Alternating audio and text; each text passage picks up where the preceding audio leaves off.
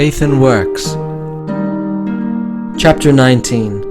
Opinions and Practices to be Conformed to God's Word. There are many who claim that they have been sanctified to God, and yet when the great standard of righteousness is presented to them, they become greatly excited and manifest a spirit which proves that they know nothing of what it means to be sanctified. They have not the mind of Christ. For those who are truly sanctified will reverence and obey the Word of God as fast as it is open to them, and they will express a strong desire to know what is truth on every point of doctrine. An exultant feeling is no evidence of sanctification. The assertion, "I am saved, I am saved," does not prove that the soul is saved or sanctified. Many who are greatly excited are told that they are sanctified when they have no intelligent idea of what the term means, for they know not the Scriptures or the power of God. They flatter themselves that they are in conformity to the will of God because they feel happy.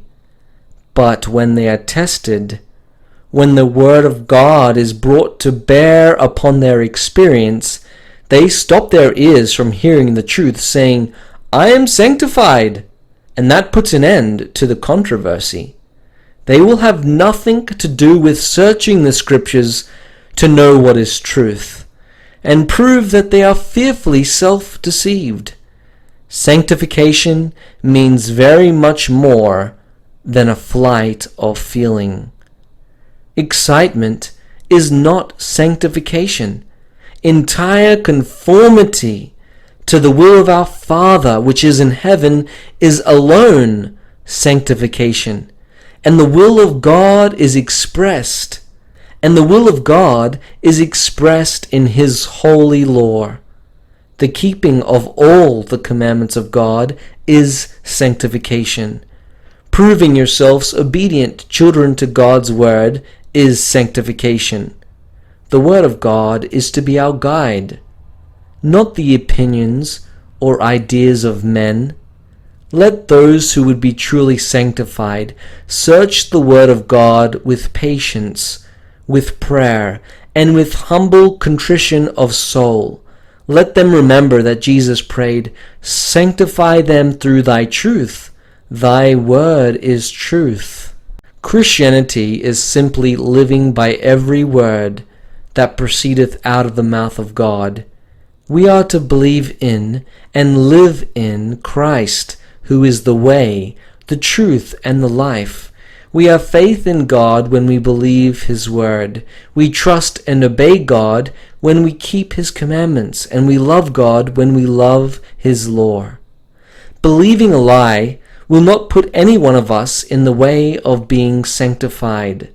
Should all the ministers in the world tell us that we were safe in disobeying a single precept of the holy standard of righteousness, it would not lessen our obligations nor make us guiltless if we reject a plain "thou shalt" or "thou shalt not." We need not think that because our fathers did a certain way and died happy, we may follow in their footsteps and be accepted in rendering the same service and doing the same works that they did.